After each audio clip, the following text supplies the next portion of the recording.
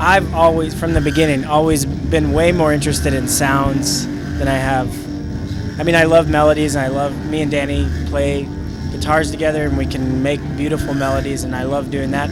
But for me, sounds really attract me. I love just making things up, making the guitar sound not like a guitar, or making just things that just sound like nothing you've ever heard before. That's always been way more interesting to me than playing rock songs.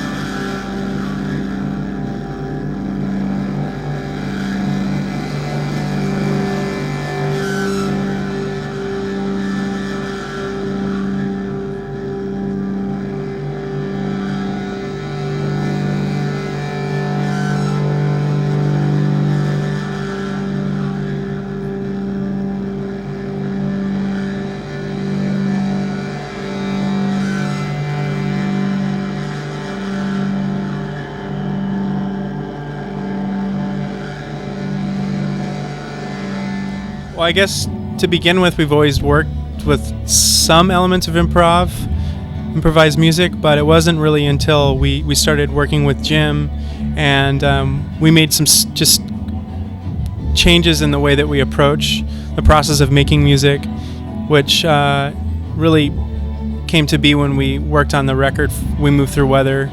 We had definitely a breakthrough musically and started to focus in on a lot of improvising, and it just was an epiphany, I think, for the group. In the immediate future, all the recordings that'll be coming out are going to be more improvised, but still ideas behind it, not just like a little bit of just going crazy, but then also talking, let's try something like this mixed with something like this. And then also we all play together a lot, so you sort of develop a relationship with each other, and improvising almost doesn't become improvising anymore.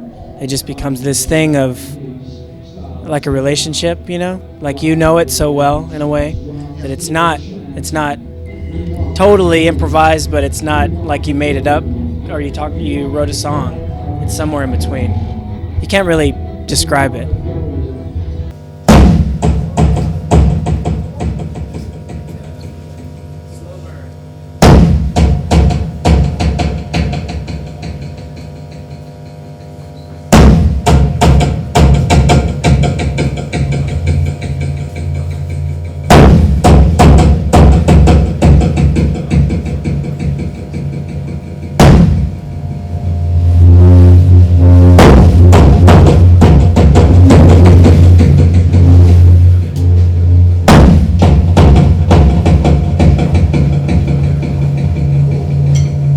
I still consider myself a guitar player, but I have sort of branched out. I play the mixer a lot now, so I get signals from Danny and from Jim. I get Danny's guitar signal, I get Jim's drums in the mixer, and then I have guitar effects attached to the mixer, which then I can process their sounds and my own vocals, percussion, and then I have a laptop just as an effect, adding more effects to this stuff. All kinds of tapes, cassette tapes, more percussion, any kind of percussion I can find, and records now too we use. Jim had a record player and a couple of Indian drone instruments, like harmonium. Do you know that? That's all.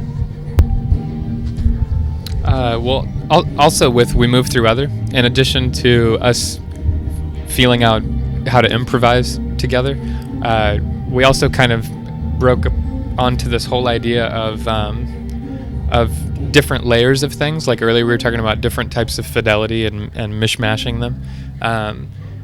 We also kind of discovered this working in generations so that the song is never complete. So like you can play a song, but then while you're playing, even if you don't perform with it, maybe you record it on cassette, and then that cassette could potentially become a whole nother song or the basis for another song, so that the process is always feeding on itself, so that no song is ever like a complete finished, that's the song and that's the way it is and that's the way it goes, because none of us have any interest in really doing that, so like everything is ingredients, there's no like finished meal. So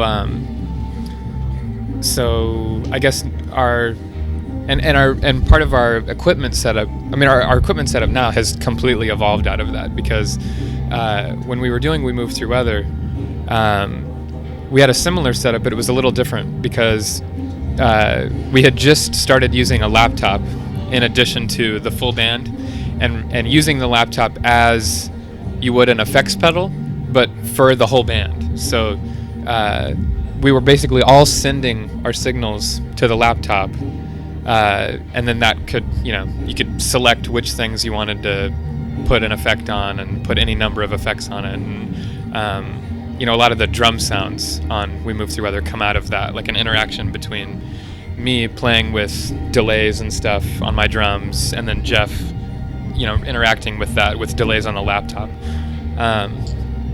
But then we were realizing how to make like a kind of a communal sound, where all three of us are making one sound instead of three different sounds, and then that kind of evolved into us each setting up our own station where we would get signals from everyone else, and then to do any number of things with, so now that's just kind of gone to the nth degree.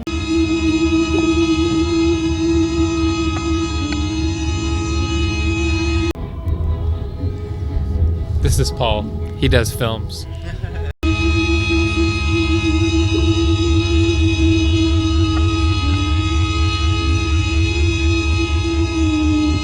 Without thinking about it consciously, I was very excited by how they worked, and the kind of things that they've been talking about with you about changing quickly and, say, doing the label to reflect that, because they don't want to play the same songs they've been doing on an album that just came out but that they did a year ago. And so film is rooted in those kinds of things economically, and I thought that could be different, and that the relationship with them kind of gave me that direction, that it was possible to work very quickly like a musician or like a painter, that works every day. Film is usually much more conceptual and organized and based on time, planning for 6 months to a year and then filming for a month.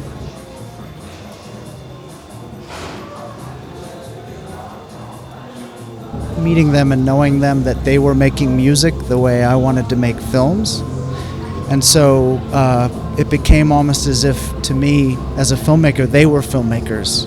I identified with the process that they were following and the discipline and the kind of intensity of working every day, which I didn't find in film the way I was pursuing it before I met them. The films are very close to them because of the process. The process is very similar to how they work.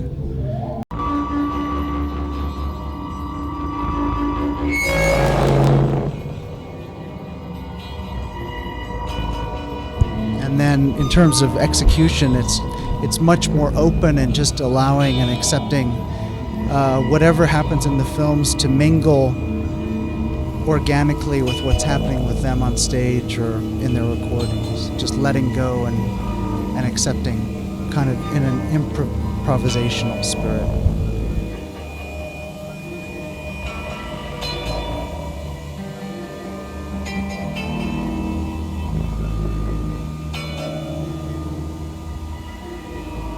It's just part of the live show. You know, the live show is a totally different thing,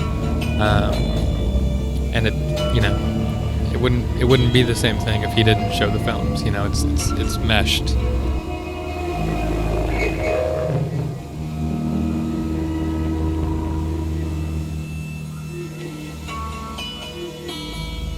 I see it really as a progression, and it's always been going on.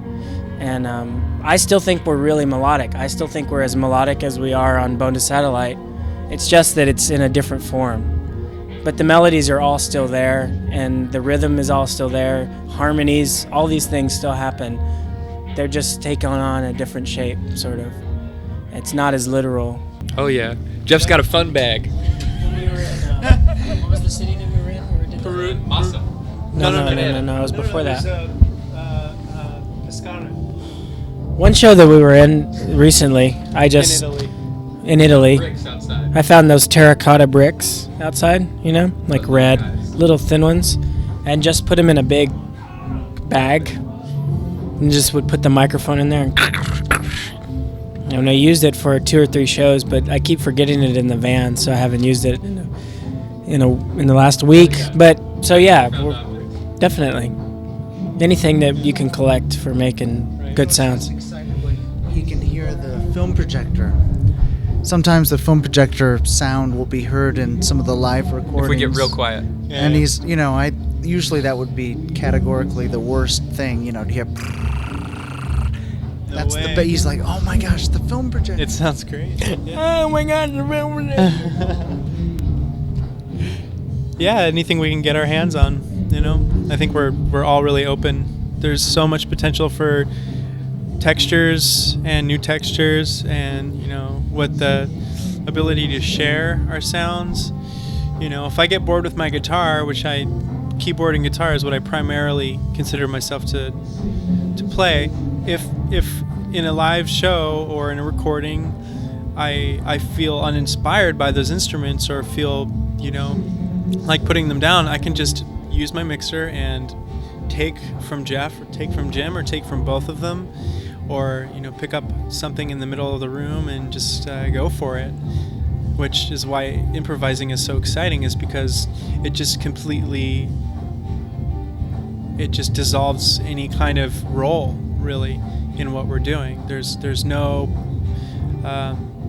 pretense to what each of us play. It's more about how we can work the best together, and that's really where we begin and end with the instrumentation and with the making of music, so it's wide open. There's no boundaries.